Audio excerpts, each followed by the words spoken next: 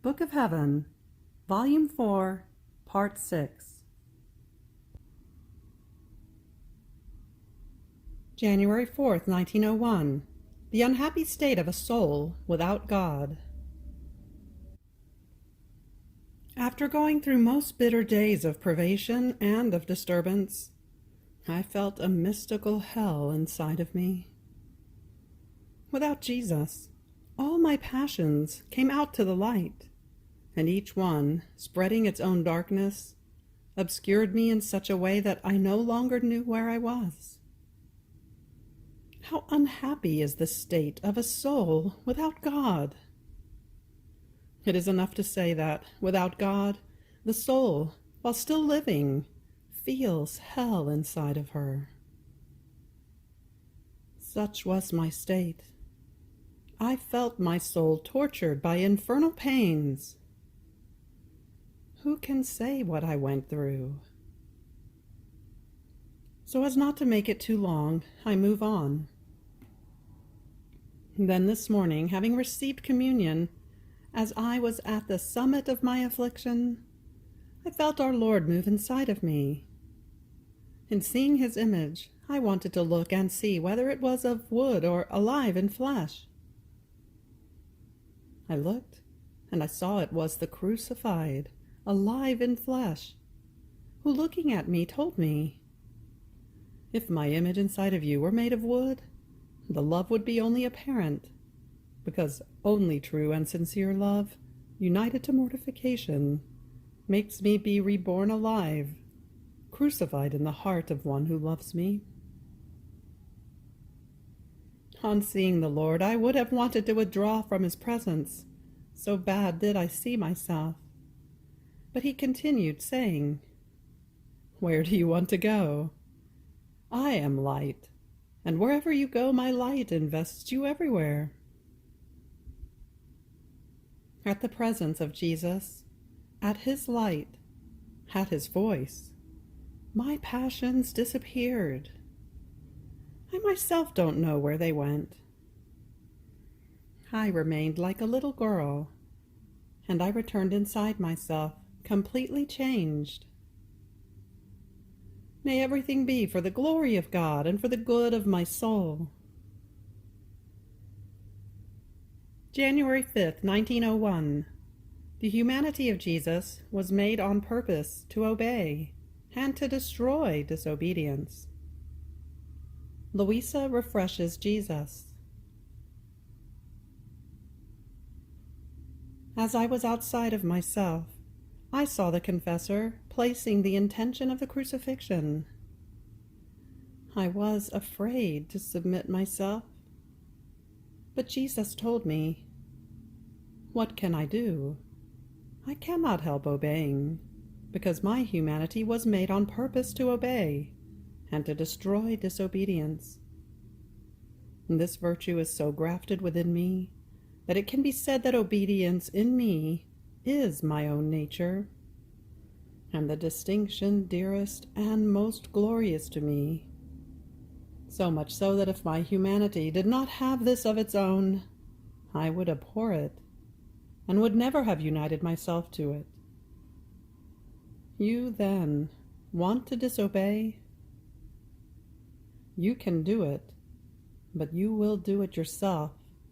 I will not." All confused in seeing a God so obedient, I said, "I too want to obey." And I submitted myself, and Jesus shared with me the pains of the cross. After this he transported me outside of myself, and blessed Jesus gave me a kiss. As he was doing this, a bitter breath came out, and he was in act of wanting to pour his bitternesses. But he did not do it, because he wanted me to tell him to do it. Immediately I said, "Do you want some reparation? Let us do it together." In this way my reparations, united to yours, will have the effects of yours. For if I do them on my own, I believe they will disgust you more. So I took his hand, dripping with blood, and kissing it, I recited the Laudate Dominum with the Gloria Patri.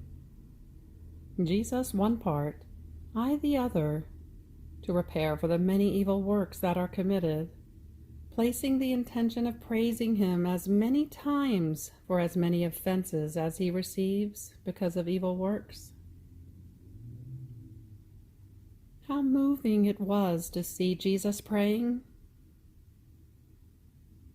Then I continued to do the same to the other hand, placing the intention of praising him as many times for as many offenses as he receives because of sins of causes. Then his feet, with the intention of praising him as many times for as many evil steps and as many wrong paths that are trodden, even under the appearance of piety and sanctity. Lastly, his heart, with the intention of praising him for as many times as the human heart does not palpitate, does not love, does not desire God. My beloved Jesus seemed all refreshed by these reparations done together with him, but not yet content. It seemed he wanted to pour. So I said to him, Lord, if you want to pour, I pray you to do it. So he poured his bitternesses, and then he added, My daughter, how much men offend me, but the time will come when I will chastise them in such a way that many little worms will come out, which will produce clouds of mosquitoes that will render them greatly oppressed. Then the Pope will come out. And why will the Pope come out? And he will come out to console the peoples, because oppressed, tired, crushed, betrayed by so many lies, they themselves will look for the harbor of truth, and all humbled, they will ask the Holy Father to come into their midst, to free them from so many evils, and place them in the harbor of safety. And I, Lord, will this perhaps happen after the wars you have spoken about the other times? And he, yes. And I, how I wish I could come before these things happen. And he, and where would I go to stay then? Ah, Lord, there are so many good souls in whom you can stay, such that in comparing myself to them, oh, how bad I see myself. But not paying attention to me, Jesus disappeared, and I returned inside myself. January 6, 1901. Jesus communicates himself to the three magi through love, through beauty, and through power. As I was outside of myself, I seemed to see the moment when the holy magi arrived at the grotto of Bethlehem.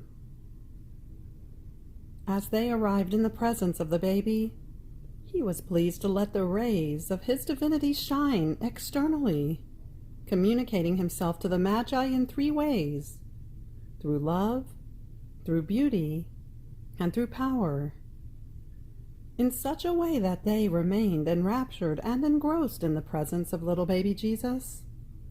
So much so that if the Lord had not withdrawn again the rays of his divinity internally, they would have remained there forever, unable to move any more. Then, as the baby withdrew his divinity, the holy magi returned into themselves. They stirred themselves, stupefied in seeing an excess of love so great, because through that light the Lord had let them understand the mystery of the Incarnation. Then they stood up and offered their gifts to the Queen Mother, and she spoke with them at length, but I am unable to say everything that she said. I can only remember that she inculcated into them strongly not only their own salvation, but also taking to heart the salvation of their peoples, with no fear even to lay down their lives to obtain the intent. After this I withdrew into myself, and I found myself together with Jesus. He wanted me to tell him something, but I saw myself so bad and confused that I would not dare to tell him anything. Seeing that I was not saying anything, he himself continued to speak about the holy Magi, telling me, "By having communicated myself to the Magi in 3 ways, I obtained for them 3 effects. Because I never communicate myself to souls uselessly, rather they always receive some profit for themselves. So as I communicated myself through love, they obtained detachment from themselves. Through beauty, they obtained contempt of earthly things. And through power, their hearts remained all bound to me, and they obtained the bravery to lay down their blood and life for me." Then he added, "And you, what do you want? Tell me, do you love me? How would you want to love me?"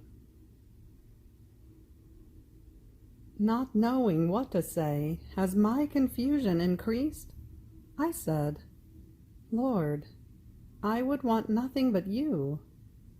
And if you say to me, 'Do you love me?' I have no words to be able to manifest it. I can only say that I feel this passion that no one may be able to prevail over me in loving you, and that I be the first in loving you, above everyone, and no one may be able to surpass me. But this does not content me yet.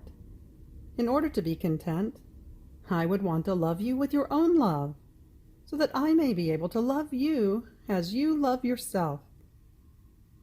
Ah, yes, only then would my concerns about loving you cease." Content, one could say, with my nonsense, Jesus clasped me so tightly to himself that I could see myself transmuted into him, inside and out, and he communicated to me part of his love. After this I returned inside myself, and it seemed to me that for as much love as I am given, so much do I possess of my good. And if I love him little, I possess him little. January 9th, 1901. Jesus wants her united with him, like a sun's ray that receives from it life, heat, and splendor. This morning I felt all oppressed and crushed, so much so that I went in search of relief. My only good made me wait a long time for his coming. Then on coming he told me, "My daughter, did I not take your passions, miseries, and weaknesses upon myself for love of you? Would you not want to take those of others upon yourself for love of me?" Then he added, "What I want is that you be always united with me, like a sun's ray that remains always fixed in the center of the sun, and from it receives life, heat, and splendor. Suppose that a ray could depart from the center of the sun. What would become of it? Immediately after leaving, it would lose life, light, and heat, and would return to darkness, reducing itself to nothing. Such is the soul. As long as she remains united with me, in my center, it can be said that she is like a sun's ray that lives, receives life from the sun, and goes wherever the sun wants. In sum, it remains in everything at the sun's disposal and at its mercy. But if she distracts herself and disunites from me, there she is, all darkness, cold, and she does not feel within herself that supernal spur of divine life. Having said this, he disappeared. January 15th, 1901. Jesus tells her that she forms his greatest martyrdom. Since in the past days my beloved Jesus made himself seen as somehow indignant with the world, this morning, not seeing him come, I kept thinking to myself, who knows whether he is not coming because he wants to send some chastisement? And what have I done wrong? Because he wants to send chastisements, he does not deign to come to me. How nice that while he wants to punish others, he has me get the greatest of chastisements, which is the privation of him. Now, while I was saying this and other nonsense, my lovable Jesus made himself seen for just a little and told me, "My daughter, you form the greatest martyrdom for me, because when I have to send some chastisements, I cannot show myself to you, since you bind me everywhere and do not want me to do anything. And as I do not come, you deafen me with your complaints, with your laments and expectations, so much so that while I am occupied with chastising, I am forced to think about you, to hear you, and my heart is lacerated in seeing you in your painful state of my privation. In fact, the most painful martyrdom is the martyrdom of love. And the more two persons love each other, the more painful those pains become, which arise not from others, but from amid themselves. Therefore remain quiet, calm, and do not want to increase my pains through your pains." He disappeared, and I was left all mortified, thinking that I form the martyrdom of my dear Jesus, and that in order not to make him suffer so much, when he does not come, I must remain quiet. But who can make this sacrifice? It seems impossible to me, and I will be forced to continue martyrizing each other.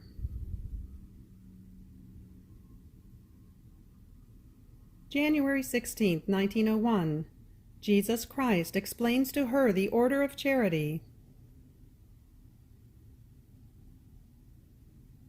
As I continued to see him a little indignant with the world, I wanted to occupy myself with placating him, but he distracted me by saying to me, "The charity most acceptable to me is toward those who are closest to me, and those who are closest to me are the purging souls, because they are confirmed in my grace, and there is no opposition between my will and theirs. They live in me continually. They love me ardently, and I am forced to see them suffer within myself, impotent to give themselves the slightest relief on their own. Oh, how tortured my heart is by the position of these souls, because they are not far away from me, but close. Not just close, but inside of me. And how pleasing to my heart is one who interests himself with them. Suppose you had a mother or a sister who lived with you in a state of pain, incapable of helping themselves by themselves, and then someone else, a stranger, who lived outside of your house, also in a state of pains, but capable of helping himself by himself. Would you not be more pleased if someone occupied himself with relieving your mother or your sister, rather than the stranger who can help himself on his own? And I, "Certainly, O Lord." Then he added, "The second charity most acceptable to my heart is for those who, though living on this earth, yet are almost like the purging souls. That is, they love me. They always do my will. They interest themselves with my things as if they were their own. Now if these find themselves oppressed, in need, in a state of sufferings, and someone occupies himself with relieving them and helping them, this is more pleasing to my heart than if this were done to others. Then Jesus disappeared, and as I found myself inside myself, it seemed to me that those things were not in accordance with the truth. So on coming back, my adorable Jesus made me understand that what he had told me was according to the truth. Only, there was something left to say about the members separated from him, which are the sinners. That if one occupied himself with reuniting these members, this would be very acceptable to his heart. The difference that exists is this, that if a sinner found himself oppressed in the middle of a misfortune, and someone occupied himself not with converting him, but with relieving him and helping him materially, the Lord would be more pleased if this were done for those who live in the order of grace. In fact, if these suffer, it is always a product either of the love of God toward them or of their love toward God. While if sinners suffer, the Lord sees in them the mark of guilt and of their obstinate will. This is how I seem to understand it. After all, I leave the judgment to those who have the right to judge me, whether this goes according to the truth or not. January 24th, 1901. Luisa asks Jesus the reason for his privation. Jesus explains it.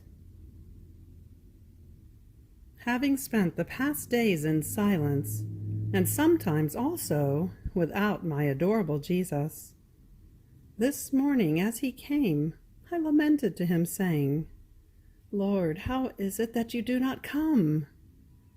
How things have changed. It shows that it is either for the chastisement of my sins that you deprive me of your lovable presence, or because you no longer want me in this state of victim. Oh, please, I beg you, let me know your will.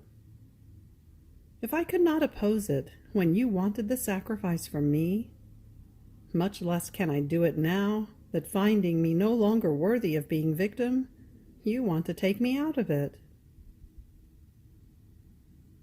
And Jesus, interrupting my speaking, told me, My daughter, by having made myself victim for mankind, taking upon myself all the weaknesses, the miseries, and everything that man deserved before the divinity, I represent the head of all. And since I am the head before the divinity, the human nature finds in me a most powerful shield that defends it, protects it, excuses it, and intercedes for it. Now, since you are in the state of victim, you come to represent for me the head of the present generation. Therefore, having to send some chastisement for the good of the peoples, and to call them back to me, if I came to you as usual, by just showing myself to you, I already feel relieved. My pains are mitigated. And it happens to me as to someone who feels a strong pain and screams because of the spasm. If his pain ceased, he would no longer feel like screaming and sending out laments. The same happens to me. As my pains are mitigated, naturally I no longer feel like sending that chastisement. You then, also naturally, in seeing me, try to spare me and to take the pains of others upon yourself. You cannot help doing your office of victim before my presence. And if you did not do so, which can never be, I would be displeased with you. Here is the cause of my privation. It is not because I want to punish your sins. I have other ways to purge you. However, I will repay you. On the days I come, I will double my visits. Aren't you happy? And I, no, Lord, I want you always. Whatever the cause might be, I do not surrender to remaining a single day without you. While I was saying this, Jesus disappeared, and I returned inside myself. January 27th, 1901. The establishment of faith is in the establishment of charity. As I was in my usual state, my adorable Jesus made himself seen for a little while, and I don't know why. He said to me, "My daughter, the whole establishment of the Catholic faith is in the establishment of charity, which unites the hearts and makes them live in me." Then, throwing himself into my arms, he wanted me to refresh him. After I did as much as I could, he gave me tit for tat, and he disappeared. January 30th, 1901. The poison of interest. The virtues and the merits of Jesus are as many towers of fortitude on which everyone can lean in the journey of the way to eternity. This morning on coming, blessed Jesus transported me outside of myself, in the midst of many people of different conditions, priests, nuns, secular. And Jesus, sending his sorrowful lament, said, "My daughter, the poison of interest has entered into all hearts, and like sponges they have become soaked with this poison. This pestilent poison has penetrated into monasteries, into priests, into the secular. My daughter, that which does not surrender to the light of truth and to the power of virtue, surrenders before a most wretched interest. And before this poison, the most sublime and lofty virtues fall, shattered, like fragile glass." And while saying this, he cried bitterly, "Who can say the torment of my soul in seeing my most loving Jesus cry?" Not knowing what to do to make him stop crying, I spoke some nonsense. "My dear, oh, please do not cry. If others do not love you, offend you, and have their eyes dazzled by the poison of interest, in such a way as to remain all soaked with it, there is I who love you, praise you. Look at all that is earthly as rubbish, and aspire to nothing but you. Therefore you should remain content in my love, and stop crying. And if you feel embittered, pour it upon me, for I am more content with it, rather than seeing you cry." On hearing me, he stopped crying and poured a little bit. Then he shared with me the pains of the cross. And then he added, "My virtues and the merits I acquired from man in my passion are as many towers of fortitude on which everyone can lean in the journey of the way to eternity. But man, ungrateful, running away from these towers of fortitude, leans on mud and conducts himself through the way of perdition." Then Jesus disappeared, and I found myself inside myself. You have reached the end of the Book of Heaven, Volume 4, Part 6. Fiat.